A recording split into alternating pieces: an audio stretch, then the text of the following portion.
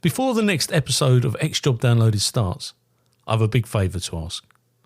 If you've enjoyed any of our episodes so far, please can you click on the follow button on your platform. I'm on Apple, Spotify, Google, Amazon and YouTube. It costs nothing to follow, but makes a real difference to me as a podcast producer. Thank you. My name is Paul O'Leary, and for 30 years I served with Essex Police. During that time, I interviewed suspects for murders, rapes, extortions and violent crimes. Now, I interview former members of the police and military and others who have done exceptional things in their lives. Sit back and listen to X Job Downloaded. This interview is being tape recorded. My name is Paul O'Leary and this is X Job Downloaded, and today I'm going to interview Aman Taylor. Now, Aman is a former member of Essex and the City of London Police and is now working in private industry. Good evening, sir. Evening, Paul. Thanks for having me. That was a lovely intro there. I've had a bit of practice over the years. But where did it all begin for you, and what was your inspiration to join the police? So, I mean, there's been a few sort of spins on this, and if you were a psychologist, you'd probably take it all the way back to my childhood. Take it back. I'll take it all the way back. So, no rush. I had a bit of a traumatic childhood. My dad was particularly violent to my mum. He used to beat her up and a big drinker. And then one day he took it too far and he strangled her. She lost consciousness, stopped breathing, and she was paralysed from the neck down. It was in and around the same sort of time. Do you remember when Christopher Reeve, Superman, when he had the accident? So yeah. Sort of gauging it around that. So I was 5 when that happened. I'm 37, 38 now, coming up for 38. My mum was paralysed from the neck down. My dad went to prison. I grew up with my grandparents with my sister. So a bit of a shit start, really. So I think a little bit probably subconsciously was born out of the fact that I wanted to do right by people and sort of avenge what my dad had done. And then a little bit was the fact that I just wanted to drive around in fast cars and lock up bad people. It was a little bit of both, I guess. And when I came out of school and college, I saw there was an opening to do the police cadet. So I joined as a police cadet at 17 and a half at Essex. And that's where it all really started.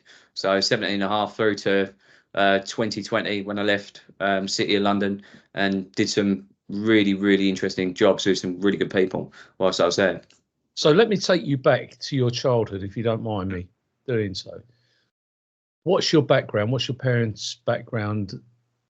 Yeah, so it's a mix. So my dad's Indian, mum's English, so mix. So probably quite difficult for my mum growing up growing up and being married in the 80s, being married in a mixed race relationship. So that was probably a massive challenge to start with, growing up in Southall. So I've still got family that live that way. But obviously when this all happened when I was 5, I moved out to Essex, which is, you can probably tell from my accent, where I've been ever since. So very much sort of Essex indoctrinated, I guess. Nothing wrong with that. No. Do you have anything to do with your dad now? No, not often. I met him a couple of times out of curiosity when I was a kid. Because you're curious, because you want to know. I didn't sort of really understand it, but then as I got older, I distanced myself. But and what about your family in Southall? Nothing to do? Very rarely speak to them. It all become like really sort of fragmented, really, and it becomes quite awkward. This is one of the first times I've really spoken about it, and only other person I really speak to about it is my wife. But it becomes quite awkward because I got to a point when I was a kid and I'd see them, they'd overcompensate for what he'd done, so they treat me differently, and you sort of sit in the middle because I wouldn't describe myself as an Indian. I didn't even speak like a word of the language. I spoke like broken English / Essex accent, so I didn't fit into either camp. So I wasn't my mum's kid and I wasn't my dad's kid. So it was a strange time growing up, really. How long did your dad get? He done well. I think he did end up doing about 12, 13 years, something like that. Oh yeah, he did quite a while. He had some interesting stories as well. So one thing he did tell me was that he shared a cell with Winston Silcott. He had some interesting stories about the people that he sort of knocked about within prison and stuff, and the times that I did meet him. Well, it's funny because I say funny. That's probably not the right word, but Winston Silcott to my recollection, was in the same. He was in the same wing as Jeremy Bamber, and Jeremy Bamber helped him with his appeal. Because I worked with a man called Roy Dennis, who's absolutely superb, and he was involved in. He was a police officer, and he did a lot of work around that. Mm.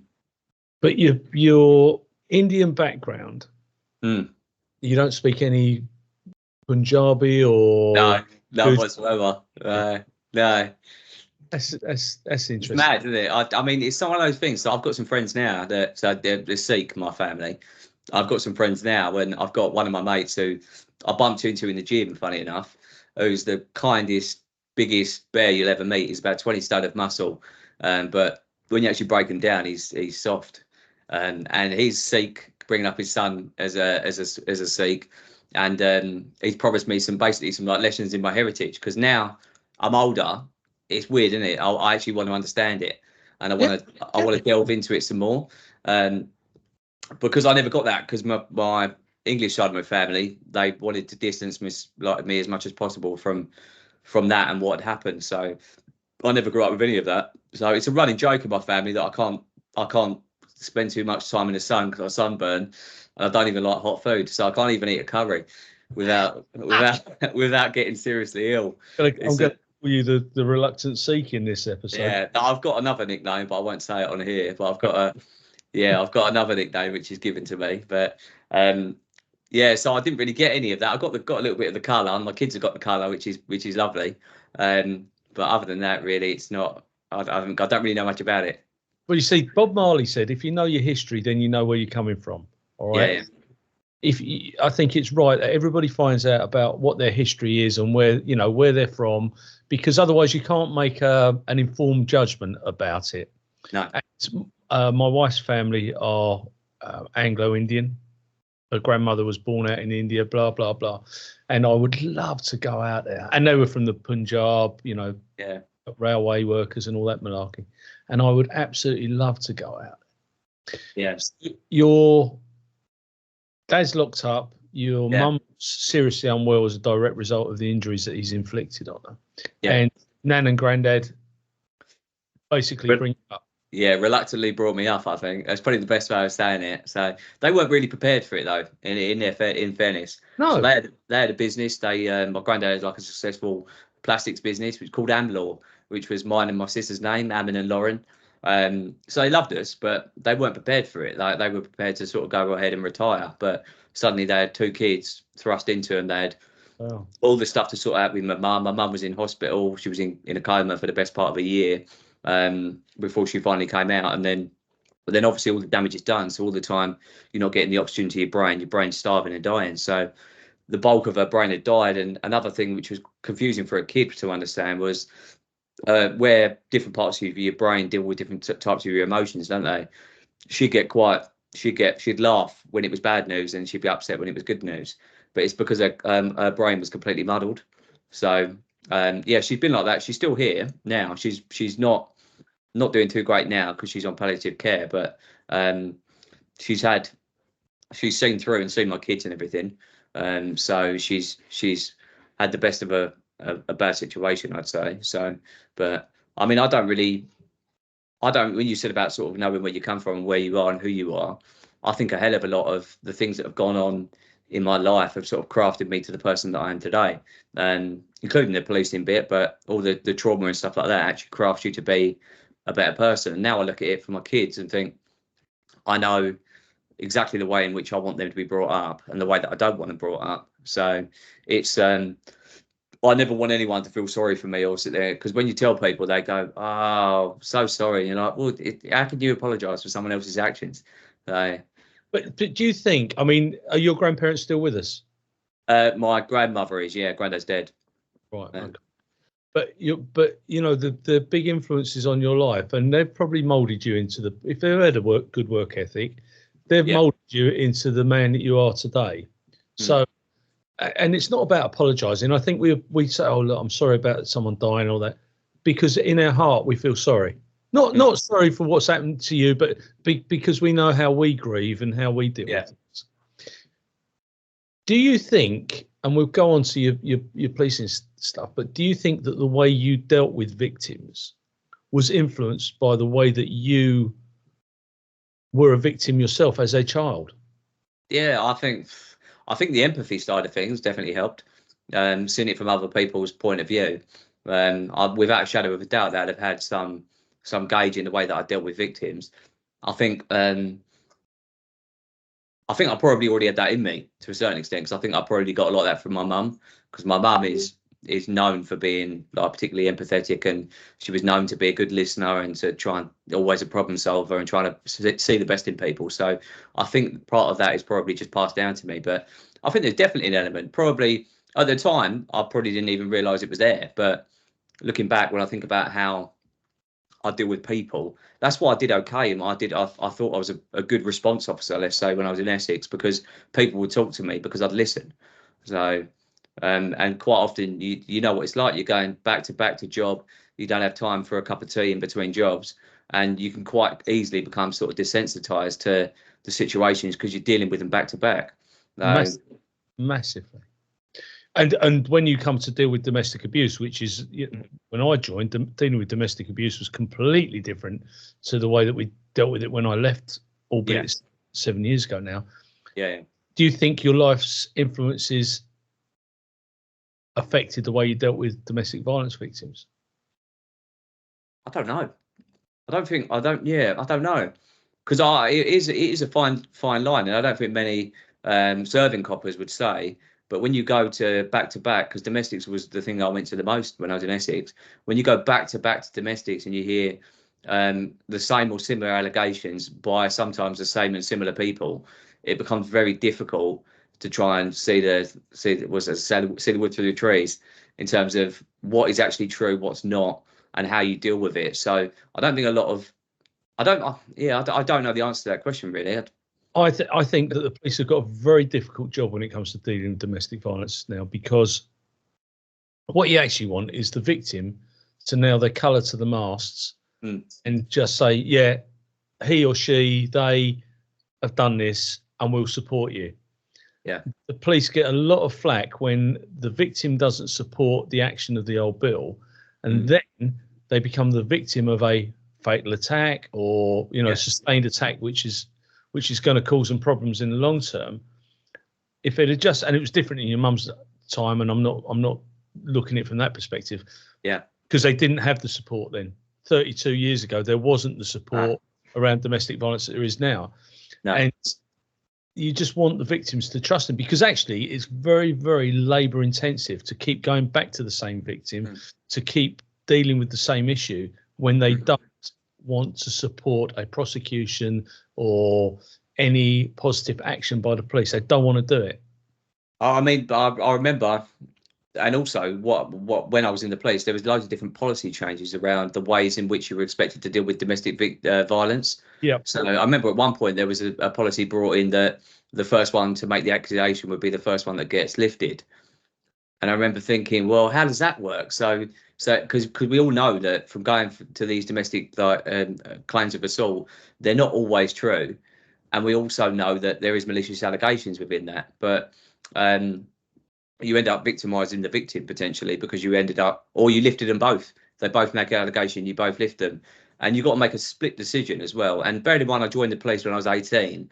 So I was a kid going to domestics and trying to give people life abuse when I hadn't even really had a domestic in my life.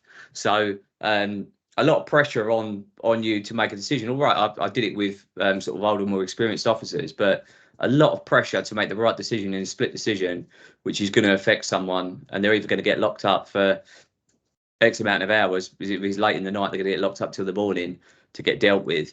Implications with children and families. It was a lot, but I honestly don't think that what happened to my mum affected the way that I dealt with the people that were there. I don't think I would have dealt with say like the male aggressor any harsher because of what had happened, because you just it didn't even cross my mind really. So talk me through the time that you decided that you were going to become, because you were a cadet first, weren't you? Yeah, one of few. I was the second intake back, so there was one before me, which was like a reintroduction of the cadets, and then I was in the second intake. So I think they ditched it after that. But this is 2002? Yeah, so yeah, I joined in 2004, so it'd been about 2002, 2003, So, something like that. so you're there, and you see an advert for police cadets, or how did that all work? I think my nan told me about it actually, because my nan was always worried that I was going to go the other route. I think so because of what happened. I think she always thought, wow, he's the sort of person that could venture onto the wrong path. So I think she brought it to my attention, and then she helped me write the application so that I could go for it.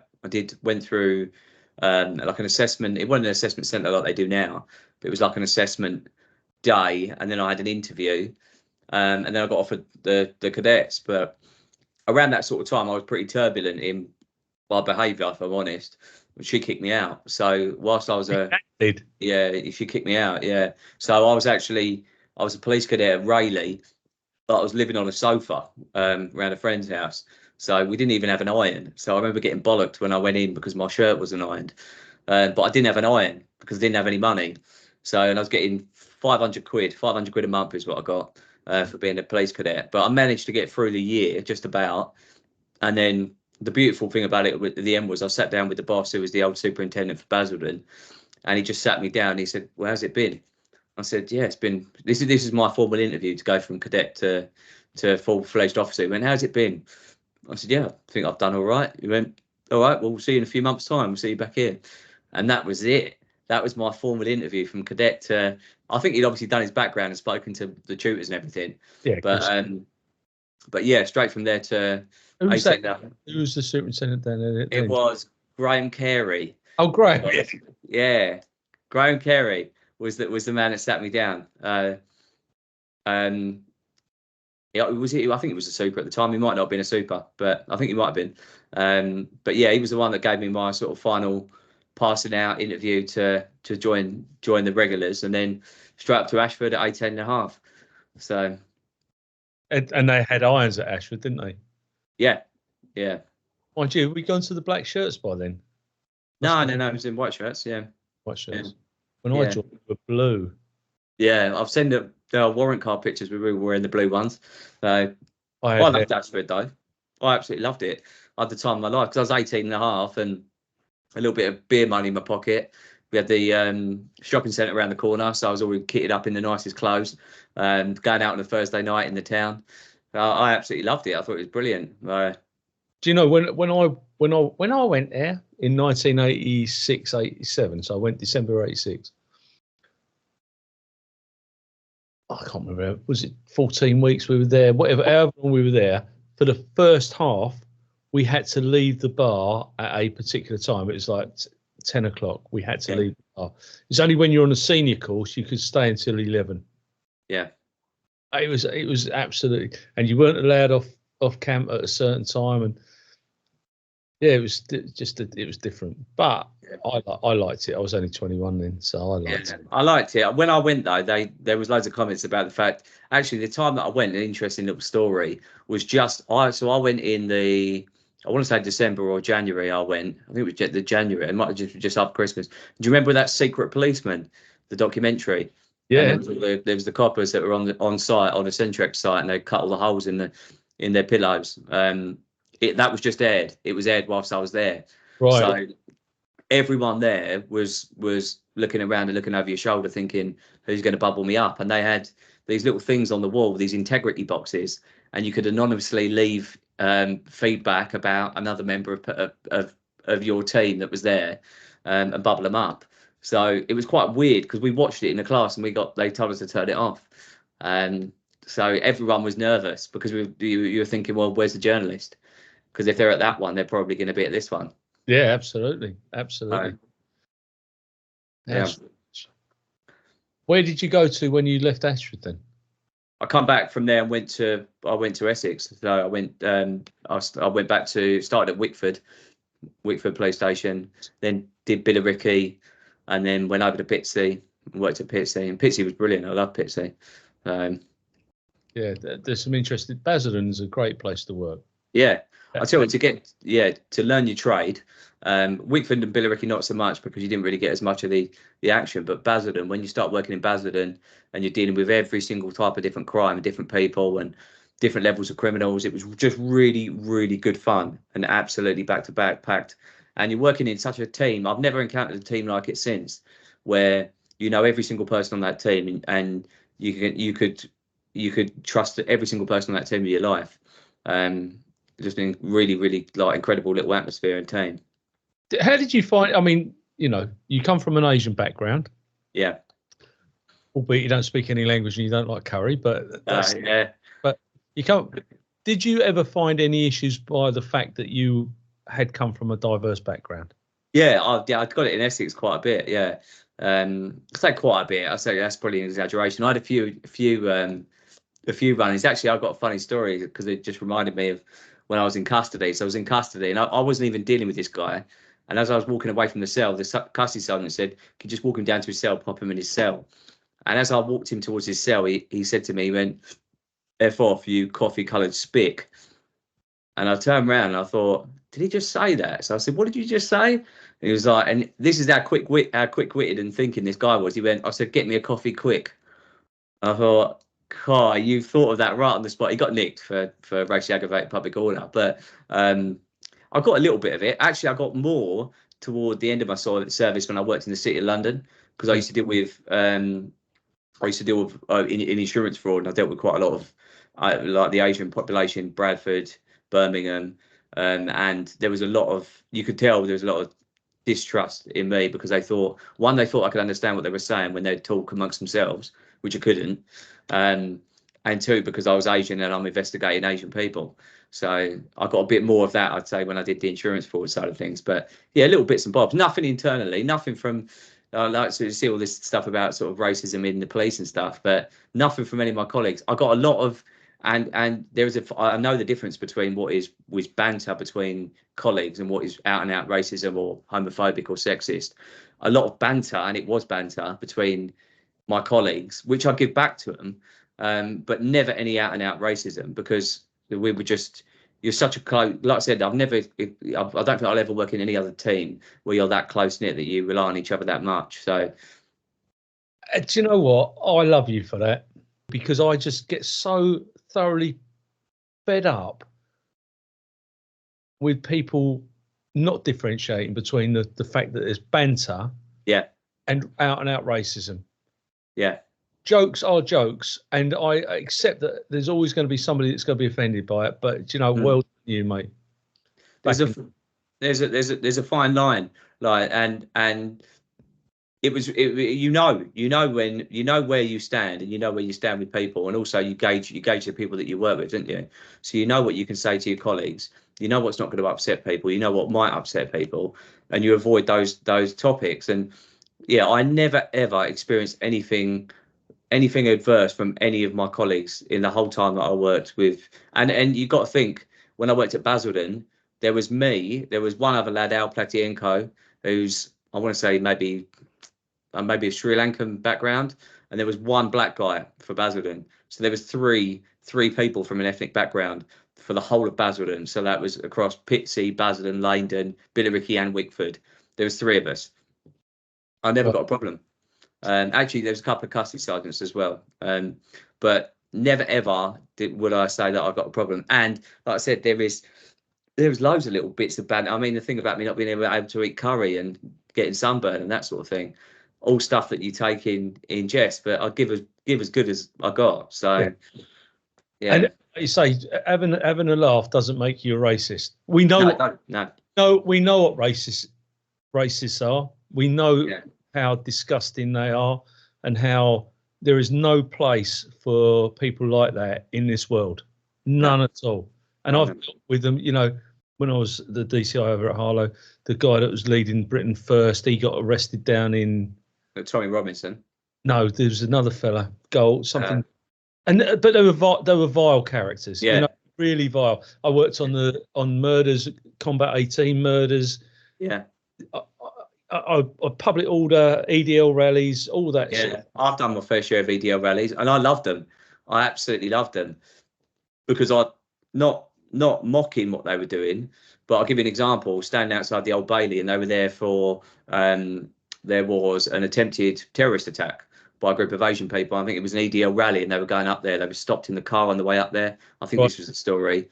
They had a load of firearms in the boot, but the coppers never searched the car. When they got it back to the nick, it had loads of firearms and stuff in there. So all these EDL mob turned up outside the Old Bailey to protest. And I went round and just asked them all one single question. So I thought, I just want to see what the answer was. I said, what's the name of one of the defendants in this case? Not one of them could tell me who they were. But so much hatred, like absolute out and out hatred. They're brain dead, mate. Yeah. They're absolutely brain dead. I went with John Hayter. We did one up in Leicester, EDL, and we had a lad on our carrier, Asian lad, and he got it. They were vile, vile to a point where people had to be nicked because otherwise they were just going to get worse. Yeah. And it was just, honestly, it makes my blood boil. Yeah. So you do your time in the Basildon division, LPA, whatever it was then. Was it part of South LPA then, or was it Basildon? No, it was just Basildon. I think merged with Thurrock before I'd left. But it weren't really a merger as such. It was still two separate divisions really. Yeah. We very rarely went to Thurrock to help, and they very rarely came to us. No. Where did you go? Did you spend all your time there before you went to the city? Pretty much, yes. I was Basildon uniform right the way through. Left it when I was at Pitsea. Was when I left. I was at Pitsea. I was Wickford. Then I went back to Pitsea. But we had a skipper come over from the city. He came over, got promoted, and then went back to the city. And he said, "I think you should come to the city. You'll love it." And he recommended the support group, so the TSG for the city. So that's where I went. I applied for that. Did the hardest physical. And I think I'm a fairly physical lad. Did the hardest physical I've ever done in my life. Really? Yeah, absolutely beasted me.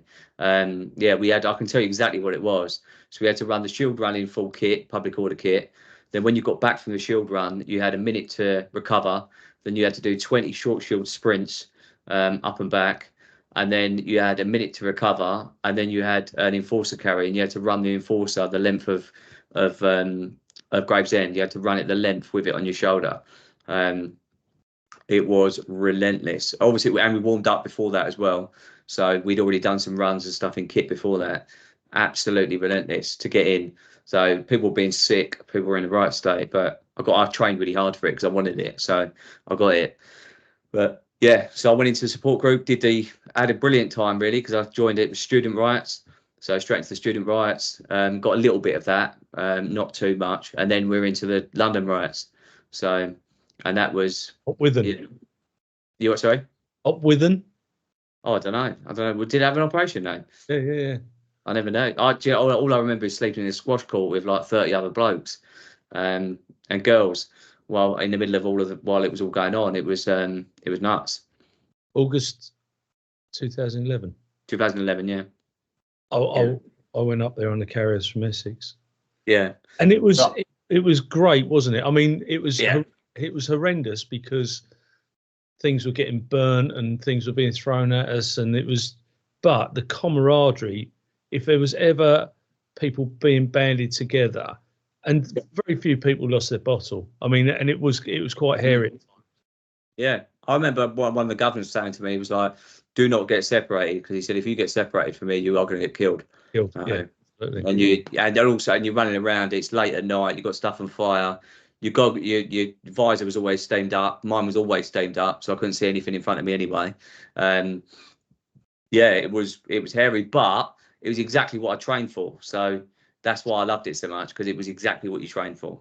And it didn't matter how much fairy liquid you put on the inside of your visor. No, it never worked. It never worked. It always. I remember some smart bloke that was on the van. I remember he had he obviously had a motorbike, and you could get like this second film that went on the inside, stopped it from fogging up. I never thought to spend £2 to save my life potentially. Just running around in the dark, hoping that something didn't hit you. Well, you don't fall over something. Well, you don't fall over, yeah. I loved it. I absolutely loved it. But it come to an end. It come to an end because I just thought after I did that, then I went into the city, and we're doing loops for the city. There wasn't a huge amount going on. So, But you used to get, I mean, I don't know what it was like then, but now I see them at West Ham all the time. They get deployed to the football. And I always remember when I was at Ashford, they were deployed everywhere, because there was riots in the city, you had your politics stuff. They'd always get on a mutual aid deployment somewhere. Yeah, we got used quite a bit in the Met. A lot. We got used a lot in the Met. So we were level 1, so you get put in with the other level 1s. So there was like an elite. You were like the elite tier, so you wouldn't get used on some of the level 2 stuff. But what I found was, after doing it for a little while, I didn't do it forever, but the level 2s were normally the ones that get deployed in first. So they were normally the ones that actually got to go in and deal with the disorder, and you'd be on standby around the corner, listening on the radio to people screaming, waiting for a governor to say, "Yeah, put your helmets on, you're going in." So we were quite often on the periphery, I guess, of what was going on, because the level 2s were always the ones that were deployed first. So I did enjoy it though. I mean, it was a good job. Go to the gym in the day as well, go and train and look after yourself. So now when I think back to it, actually, how bloody easy it was when you compare it to being in the private sector. Well, that said, I mean, I will come back to that, and the reason I say that is when I was in the job, if I said to you, "Can you do us a favour? I'm going off duty now. I want that report on my desk before I come home, before I come back to work in the morning." Yeah, I know that you would do me that report. Yeah, or someone like you would do me the report. There you go. We're doing a reminder. Right, I want all the papers. Yeah, I knew that was done. In the private world, if I go to someone and say, "Oh, can we do this?" Yeah, I'll get it done. Sometimes that can take months. Yeah. There isn't that sense of urgency in the private sector that there is in the police. I mean, I've seen it from both sides, and like now, obviously, I'm working for different types of companies, but I mean, the company that I work for now are brilliant because we're small and we're reactive. So if something comes in at 8 o'clock at night, someone rings me up and says, "I've got this urgent need," I'll go and do it anyway. But I would have done it anyway, regardless of what company I'm in. But what I have seen is when you deal with the bigger companies, and as companies get bigger, you get so many different levels of bureaucracy and red tape, the same you would do in the police. So things do take a lot longer. I mean, it's just part of the course. And also you get lots of different people within different job roles that have to do different levels of authorization. So some of the brands that we deal with on a global scale, something which we can do in 5 minutes can take them 2 weeks. Yeah. So it also comes down to the type of people and team you've got. So my little team now is effectively like a little old school response crew that we all help each other out. So if anyone needs my help, I'll give it to them, and vice versa. I don't think I don't think that will change regardless of how big we get as a company, because it's ingrained within us. We're all very, very similar types of people. So I think you will always be that way. Yeah, absolutely. So you've come off of the City of London TSG. Yeah. What do you do next? Well, I went for the money and the fame from that, because I got a nod from. I did a bit of Crime Squad, actually. Did a bit of plain clothes, walking around the city, which was good fun. And then one of the governors I was friendly with, I used to go to the gym with, he used to be on the Crime Squad, said you should have a look at insurance fraud. So I thought, well, I don't really want to go and investigate insurance fraud, but he said, look, we're privately funded unit, so you can get your DCs. So I went over to it's called IFED at the time, got my DCs and started investigating insurance fraud. It was the first thing I investigated as a DC, so I didn't do the sort of natural progression of CID. I didn't want to, if I'm honest, because the CID in the city was investigating what I dealt with in uniform, because it's very different. So because you don't really get that much major crime as such in the city. So I went into IFED and I absolutely loved it. I was saying to you earlier, I got myself on TV, on Claimed and Shamed, buzzing around the country, going investigating insurance fraud. Quite complicated as well, really, for someone that's quite simple and quite straightforward and simple. Especially when you have to look at financial accounting and stuff I'd never looked at before. So yeah, but that was brilliant. I loved it. And what levels of fraud would you deal with? I mean, let's talk about from the lowest insurance fraud right the way through to the upper echelon. So the So the lowest would be like, and we did days like this, operation days on slip and trip. So you'll get people that will feign a slip in a supermarket and put in a dodgy claim. Then right the way through to sort of, I guess the highest level of crime that I dealt with was looking at organised OCG that were organising and staging crash for cash collisions. And then the support behind that, which through credit hire companies, solicitors, bad actors, solicitors, doctors that were assisting with medicals being provided for people that didn't exist. There was the whole chain. So, and I did some. From that, I did some other bits like some surveillance operations, actually looking and following people around as they did crash for cash collisions. So, and from that, I got skilled enough in putting together surveillance operations and authorities to put myself in a little bracket, which put me it made me different from everyone else. So, because no one else wanted to do it, whereas I did, because I wanted to do surveillance, because I wanted to go out and follow people around. So I got quite good with authorities and writing authorities. The first one took me weeks, and then I carried that through to the next job where I worked in intellectual property crime. I carried that through and started using covert tactics that had not been used before. So I crafted myself out a completely little niche and made myself completely different to everyone else. So, and I love doing it as well. And I got so good at doing it, like writing an authority or a ripper for, say, a phone authority or writing a ripper, I could do it in half an hour, depending on what it was. Also, I got myself some exposure to the people I wanted to be exposed to. So I went up to see the commissioner to get my authorities sworn. I was out sitting in front of a superintendent to go down there and talk about the operation and give them operational updates, going out briefing surveillance teams on the ground. So I got to do things which made me different to everyone else and gave me a little bit more experience in presenting. And my whole idea at this point wasn't actually to get out the job. It was just to do something a bit more exciting rather than sitting behind a desk. So, but as a result of all of that, and then exposure to working with private industry, insurance companies, brands, and that sort of thing, I started putting it all together and thinking, well, actually, with all of these transferable skills and all these things that I'm doing, I could take this outside and I could leave. Yeah. So, I mean, I enjoyed the covert stuff, but yeah, it took up a lot of my time, a hell of a lot of my time. Yeah. And it definitely helped because I did stuff that other people couldn't do. And I got to go, I stayed away in hotels. I was pitching up all these operations. I was dealing with all these different surveillance things from different areas. I loved it. I absolutely loved it. And no one else really in the city put together anything. There was a crime squad there that used to put together some operations, and they were really good. But no one else in my department. We did some online covert stuff as well, which is pretty good fun. Yeah. I mean, the online stuff is a massive bit of work now, isn't it? Yeah, it's huge. Yeah.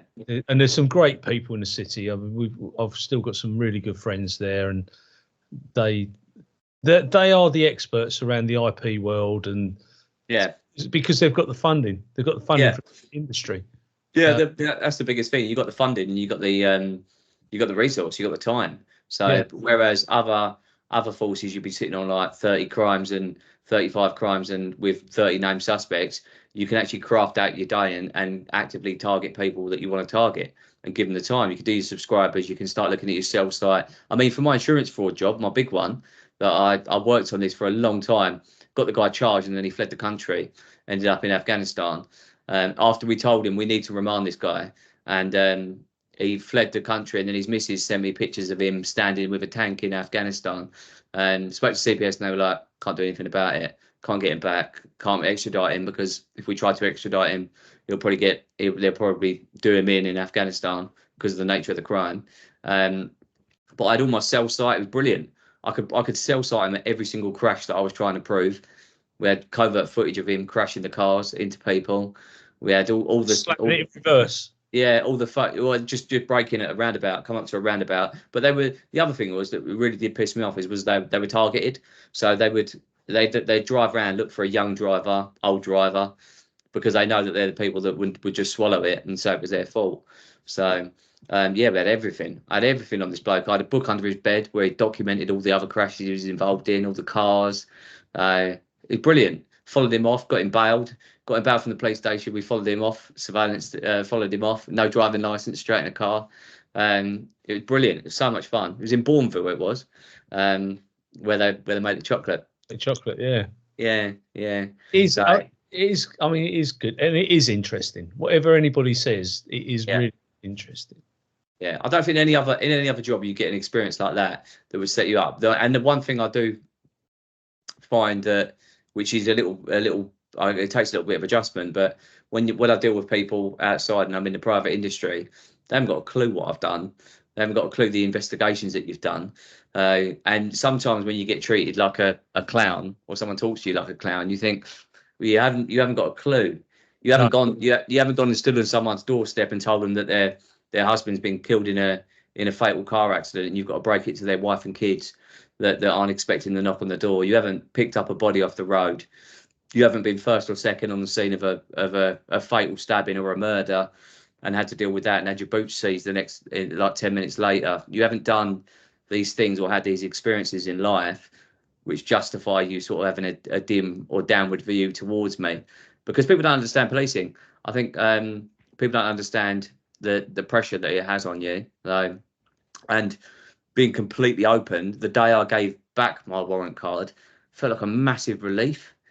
Like, yeah, honestly, for me, it felt like a huge relief, because I thought I've been held to a standard, and I'm not that I ever wanted to suddenly then give up the badge and then go out there and be a tearaway and start doing the things that I couldn't do because I was sort of hamstrung by being a police officer. But I just thought, well, you're held to an extremely high standard of what is expected of you, even down to the point where I'd heard of stories that some of my colleagues have been, even things off duty, like you want to train someone kicks off on a train, there's the expectation you're going to step in because it's your duty.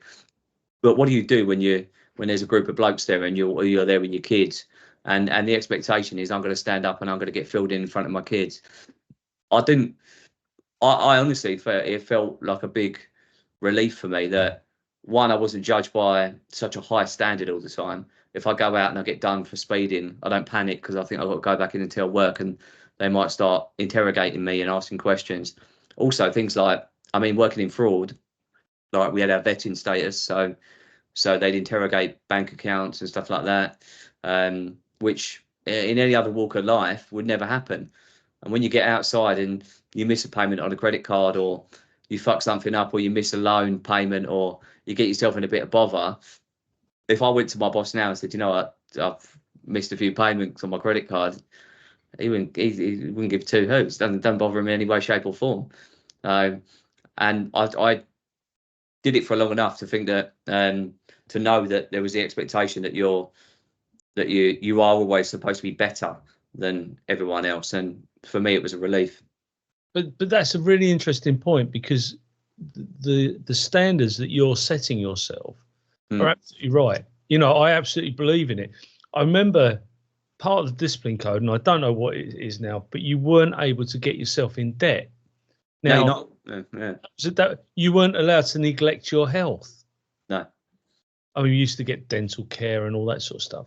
But there were things that were written into the regs that would protect you as an individual, because you wouldn't get into trouble, and it was your guiding light. Standards matter. As far as I believe standards matter. I think we talked about it before about the standards. So the standards for me throughout my policing career were started from the fact, when I joined at 18, like I said, everything was as close to being a regimented service as it could be in terms of what was expected of you. But I think we talked about that bloke with the hair like that.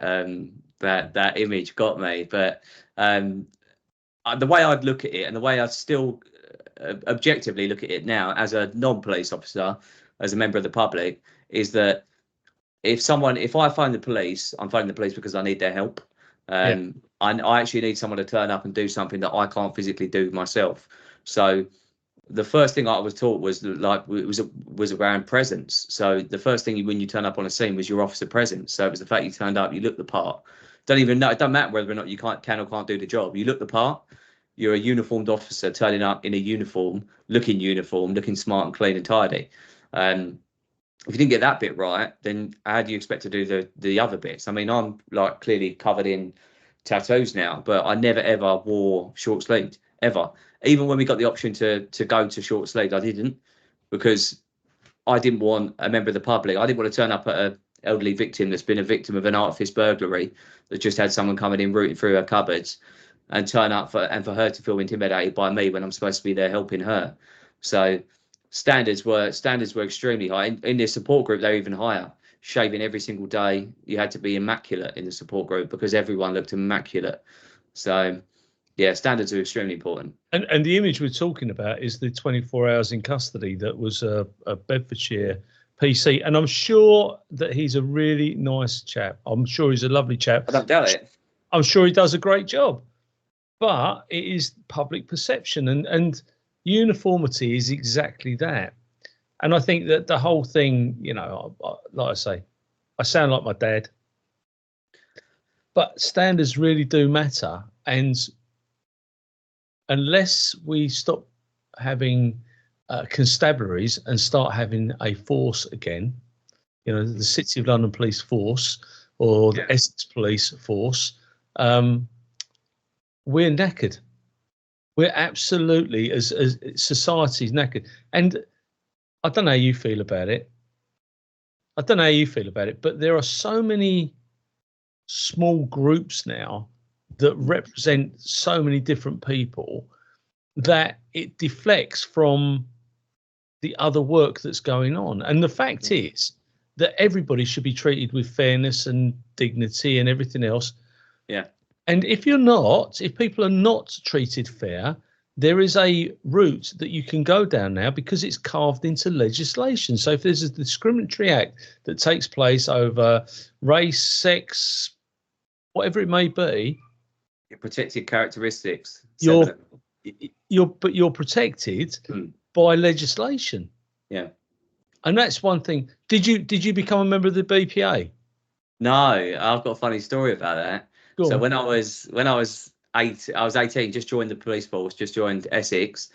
There was like an induction-y type set up at when we were at Chelmsford, and a member of the Black Police Association, Black Police Association lady came over to me and asked me whether or not I'd be interested in joining, and I said not particularly. No, I'm not really that bothered. And she came up with this stat. And she said, it's funny how you remember things, isn't it? I can't remember what I ate for breakfast, but she said to me, X amount of black prisoners were assaulted in custody over the last year. So I said, how many white prisoners were assaulted in the same period then? And she went, well, I don't know. And I said, well, you can't come at me with half the facts. So I said, if you want me to, and I said, why would I segregate myself when I'm joining this group of people? Why would I segregate myself and class myself as a black police officer? Because I'm not a black police officer. I'm a police officer. And if I segregate myself as something different, I'm immediately saying I'm different. And the whole point of me joining is the fact that I'm not different. I'm doing the same job in the same uniform. I'm the same person. So yeah, she was really not happy with me either. Like really, really unhappy with me because I didn't want to join the Black Police Association. She made a beeline for me, and as soon as she started walking towards me, I thought I could see the way this is going. But I've always been fairly quick-tongued and fairly quick-witted. And when she said that, I said, well, tell me the stats for the white police officer, the white prisoners that have been assaulted. And she couldn't give me the facts. So I said, well, come on with half the facts. You can come up with half the truth. So yeah, so I would never. Well, I don't get why you would segregate yourself into a different clique and immediately make yourself different. For me, I thought, well, being like a young Asian officer, why would I, or a young half Asian, why would I want to put myself on a limb and say I'm different? Because I don't see myself as different. I've never really seen myself as Asian, really, or ethnic background, really, because I just think I'm the same as everyone else. But no, I wouldn't have even contemplated it. It weren't something that ever crossed my mind. I can't understand why you would anyway. So, it's what I say. Do you know what? I've got a load of lovely friends that come from all walks of life. All right, so I don't want anyone to think that I'm not, I'm not sympathetic to it, but I don't get it either when there is so much legislation in place to support minority groups. I think it's absolutely right that people get supported. Yeah.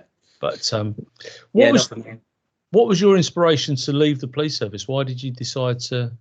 I mean, I get a lot of people ask me this, and a lot of people ask me the question and say, "Oh, would you ever go back?" So, I mean, on the second part, no, I'd never go back. It wouldn't even cross my mind. It did for a little while. You go through this little period of grieving, I think, and I went through the period of grieving where I thought, "What have I done? Why have I taken a step outside and made it so difficult for myself when I could have stayed so comfortable?" So I went through that little period, but I got to the point where I thought I had more to offer on the outside than I did staying with what I was doing. And I started looking at the routes for progression and thinking about the long term and the bigger picture and thinking, well, if I want to go a promotion route, I know I've got to sit a board, and I know that certain people are earmarked for certain positions. I know it's going to be really difficult to get promoted, and to get myself to 60, 70, 80 grand, 100 grand, wherever I want to be, that's going to take me the next 15, 20 years. If I got there, if I was liked, if my face fit, and that's the way that I saw it. It might have changed in terms of the promotion process, but for me, I just thought I've got no chance of doing that. I've done the bits that I like doing, and what do I do next? So, and I heard that people would, especially from the city, people get qualified, get a few like letters behind their names, and then they go to the private sector and do well. So I wanted to go, and to be honest with you, I would have taken most jobs just to get out. So I think there was an element of being quite tactical about it in the jobs that I did, because I exposed myself to private industry quite a lot. So I knew that I would get a chance somewhere else, but I wasn't quite sure what I wanted to do, if I'm honest, when I left. Did that work for you though? I mean, did you get the job that you anticipated getting? Well, yeah, I mean, I think I made a mistake on the first job. Well, I know I made a mistake. So I went from a fairly comfortable role to running a private ambulance company. So I went into an operations director role for managing two trusts, so North East London Foundation and London North West. And when I joined, so there was about 120 staff across like remote locations, fixed locations, and a control room. And the expectation from the boss that took me on was, because I was fairly organised and regimented and routined, that I'd be able to breeze it. But I joined when it was COVID. So London North West was the epicentre of COVID pretty much for the UK. Yeah. So I was trying to motivate staff to come to work to deal with COVID patients that are earning just above the minimum wage, that are and moving bodies as well, moving COVID bodies in and around the hospitals, picking up bodies from the community. We did a contract with Westminster, picking up bodies in the community, and it was extremely difficult. It was the hardest thing I've ever done, but it broke me. After best part of 18 months, I sat at home with my wife and I said, I can't go to work today. I couldn't get out. I couldn't leave the house. So at that point, I thought enough's enough. So, but yeah, I had all kinds of shit that you don't realise happens in the private industry, like people recording me, trying to get me to say things while they were audio recording me with their phones in their pockets, and yeah, and I the same way I am with you. Like, I don't think I'm a particularly abrasive person, not No. someone that gets on people's nerves. I was just trying to do what I thought was right by people. But yeah, multiple sackings for different things, and there was a poor lady died whilst I was working, so I had to come in and deal with that. A patient that died. Yeah, absolutely traumatic. 18 months of my life that I wish I hadn't have done. So, but you live and learn. So, And what after does that, makes you stronger? yeah, well, yeah, and I mean, I don't think I could have done a more difficult job at the time, and I don't think I'll ever do another job like it. I think it was 10 times harder than working in the police. Really, really difficult job. Well paid, like, as in it was good money, and I got a fancy title. And at the time, it takes you a while until you get a little bit older. I think I probably played on the title a little bit. Operations director, like, left the police, driving around in Mercedes. I thought I was winning at life. When I left, I realised it none of it matters. Your title doesn't matter. Your status doesn't matter. The car doesn't matter. The money that you're earning doesn't matter, because you end up inevitably spending it. So for me, I went from that to a 30 grand a month. 30 grand a year. 30 grand a month would be nice, wouldn't it? Mm. 30 grand a year sales job I went into, and I loved it. Absolutely loved it. Driving around in a crappy old van. Yeah, so a bit of a fall from grace, a little bit. So what are you doing now? So now this is where it gets exciting. This is the bit where I've sort of bumbled along. So I went. So just to give you, like, this is one of the main reasons I wanted to come on your show. Really, was to show police officers, ex-police officers, that they've actually got life and prospects on the outside. So I went from what you could class as a crappy sales job in terms of pay, but the job was brilliant. From that, I got picked off by another company, and I was made the UK sales manager for a smartphone company. And then from that, a chance meeting between myself and where I am now, a technology company, a startup technology company. And now I'm employee number 2 in the business to business team, selling IT to business. So anything from phones right the way through to sort of services and support and licensing is what I sell now to business. So and from someone that isn't particularly technical either, as in IT technical, to where I am now. So there is definitely a route. You've just got to find your route. But you've got the ability to communicate, and I think that police officers in general have that ability. They just don't realise it, and some people don't practice it either. No, 100%. I think so. I mean, I did a post on it on LinkedIn about it, about the transferable skills that you take from policing that are fully transferable to the private industry. Like, I mean, the empathy thing and listening is massive. I know I've done loads of talking today, but when I'm talking to a prospect, a customer, however you want to phrase it, potentially a new friend, I sit there and I listen, and I just sit back like you're doing. And I listen to what they're saying. I try and find their pain points, which is exactly what you do when you're interviewing a victim or a witness. You're sitting there, aren't you, and you're trying to absorb all that information, can ingest it all, and then regurgitate it to them in a format that they're happy with, which is exactly what you do with a witness or a victim. And then the other part is your problem solving. So you're looking for a way of solving a problem that they have, which is totally transferable. And the last bit really is just about your relationship building and rapport. And I spent 15 years dealing with brilliant colleagues, dealing with horrible people that I wouldn't ordinarily talk to, but you've got to build a rapport with them because you want them to talk to you. Yep. And doing hundreds, if not thousands, of interviews of people, and judging people on their body language, the way they present, and all of these different things and all these different tactics. I think if you take all of that, the other thing is you can't quantify it on paper, which is difficult, which I think is what a lot of police officers face as a problem, which what I had, because how do I say, well, I'm a brilliant listener, I'm brilliant at talking to people, and I'm brilliant at doing all these things, because it means nothing. So I think the problem is how you quantify that into the private sector and go in and say, well, actually, this is what I can do for your business. Because the other part is, a lot, you know, from your company, a lot of companies will ask for relevant experience within a field. You haven't got it. No, you haven't. You haven't got it. It doesn't exist. But you're probably better than some of their top performing people that work within that company. So, I mean, there's so many other things that I use on a daily basis, like planning and like almost like my PMB. Like, I carry my book everywhere because I keep a record of everything that's been said, what's been done, my organisational skills, my planning, my meeting, my arranging my appointments in and around things that I want to do and people I want to speak to, forecasting for sales. All of these things are skills that you pick up from being in the police that are fully transferable, but it's how you quantify it. That's the difficult part, I think. Yeah, absolutely. And I think you put everything there in a nutshell. We sometimes undervalue the skills that we've got. And I find that very, very frustrating. My other frustration is that the removal of frontline staff, and by that I mean people not going out and taking statements. My wife witnessed a fatal road collision, and they took the statement over the phone. Did they?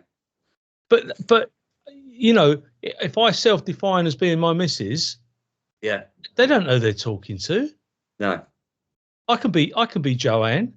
Yeah, I could be anyone I want to be now, and it just doesn't make sense. And the chief, the Home Secretary, can insist that police officers attend all the dwelling burglaries. Chances are that it's not going to happen because they're tied to their computer systems. You can't, but that's partly true in business as well. I mean, because I've been doing this a long time now outside the police, and I work from home, as you can see. So I very rarely meet businesses face to face now. Nearly everything is done on Teams, or over the phone. There isn't very much in the way of physical interaction, probably off the back of COVID. I know it's different for the police, but in the business world, you get complete teams now that work from different areas of the world. Yeah, and I get that. My lad's in IT, and his company are based in San Francisco, and he couldn't just fly out to San Francisco for a meeting. I get all of that. The travel, they must be saving fortunes in businesses for travel, but the networking has still got to be in person. It can't possibly be a continual. I hate it. I need to see people. I need to meet human beings. I love meeting people, and I mean, I've just spent today really trying to line up all my meetings for the rest of the month that are in person, and I've made a conscious effort to try and get out more so that I'm actually seeing people, because there's no way that you could beat a human connection when you shake someone's hand and you sit down with them and you understand them, and you can sit there or have a bit of food with them. There's nothing like it. And to your point around the police and attending, I mean, even to your wife to come and see you about that, there's no way that anyone could sit here and comfortably say that they got the same quality of statement from your wife over the phone than they did in person. It's impossible, because you can't do it. And she said, "Oh, my husband can take it, because I can still take a statement, a typed statement as well." And they said, "Oh no, we'll do it over the phone." I thought, well, why? Yeah, I can do an MG11. I'm not going to charge them for it. I can do an MG11 as good as they can. Yeah, I'll get all the relevant points of law in there as well. But they insisted on doing that. But that's the way it is, mate. Yeah, I just don't. Yeah, I mean, I don't know. I don't even know. And this might seem a little bit ignorant, but I mean, I don't watch the news. I don't really keep up with much in terms of current affairs. So the only time I get any sort of feedback from my ex-colleagues that are still in the police, it's usually negative sort of feedback about the way it's going. So I don't really keep up with too much, but I can't see, I mean, from a resource point of view around where we live, like, there just isn't. I appreciate we don't get much crime where we live, but there still is an element of crime. But I don't ever see anyone ever really. We need to dispel this myth that there are loads of coppers, because there are 1,900,000 people living in Essex, and there's 3,200 coppers. How much is that per head?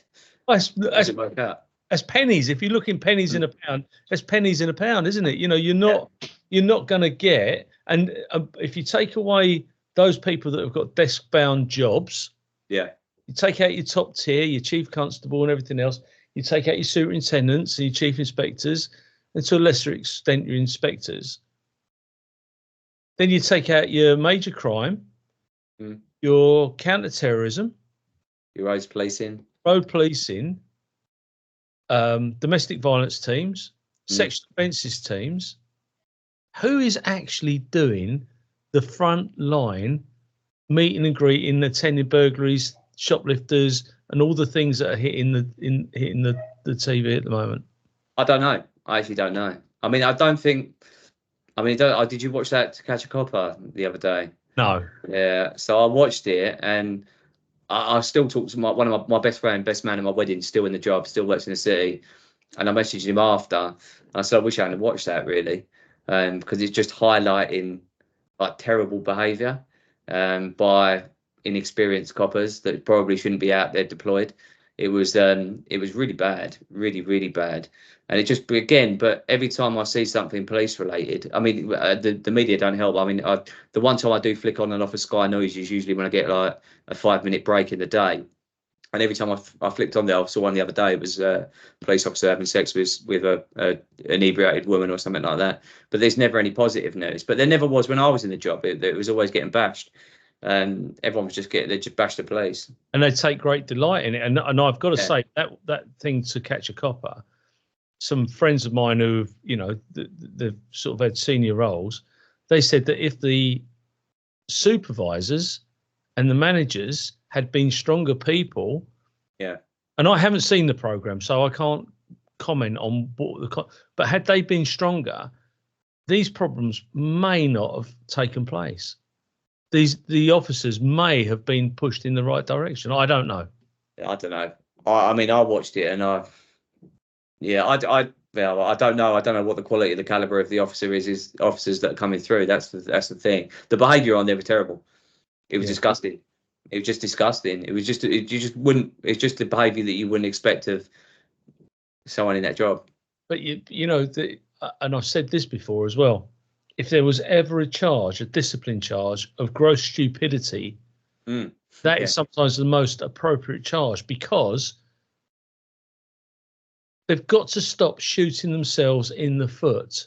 So everything that goes on is, I say everything, but most of it is avoidable. You know, taking photographs at scenes, doing social media at scene, doing all the stuff that they wouldn't put their mother or father through it. No. So why do they think it's okay to treat a member of the public that way? And it's just. Were you talking about that one where they took the photos of the murder victim in the park? Yeah, that was appalling. And they deserve everything they get. You know, it's just. Yeah. But anyway, well, listen, I'm going to thank you for your time this evening. Well, you've listened to me a lot, haven't you? So I do. I realised after that all I've done is just spew, and you brought up a load of childhood trauma now, so I'm all traumatised. Oh, no, I don't want. I'm joking. I don't want a lawsuit around PTSD. No, I'm joking. Though, I'm very grateful for your candour, because it is, you know, there is no doubt that was a difficult part of your life, and I think that some say that this is a cathartic process. You know, they see me as the fat counsellor, and you know, but I'm very grateful for your time this evening. And I say this to everybody, but is there anything you'd like to add, alter, or correct in relation to the statement that you've made today? It makes it sound as though I'm making a formal commitment to everything that I've said. No, I mean, I think I've given you as real perspective, my real and honest perspective of what it was like for me in the job, my experience in the job, which largely was actually a brilliant experience, which crafted me to be who I am today. I sometimes sit there and bitch about it, but then as soon as I think about it and actually think about the experiences, what it's done, the people I've met, and where it's brought me to today, I'm thankful for it. It was an experience in my life that I needed, although at some points I didn't like. So it's would I encourage my kids to join the police today? No, being brutally honest, my 3 girls, I wouldn't encourage them to join the police. I'd encourage them to stay out of harm's way. But did I love it? Yeah, I absolutely loved it. I thought it was brilliant. So, well, listen, you're a good man. Keep in touch, okay? If there's anything you need, if I can help you in any way, the phone is on. I will be in touch with you, and I'll be taking you out for a cup of tea. Love that. Yeah. But not a hot curry. Yeah, not a hot curry. I can't do a hot curry. No. Bless you. Take care. Have a lovely evening, and I'll speak to you when you're older. All right, see you in a bit. Yeah, God bless you. Bye. Thanks so much for listening to this episode of Paul Mulleary's X Job Downloaded. Please like, follow, and share with all your friends. Your support is absolutely invaluable and makes a real difference to me as a podcaster.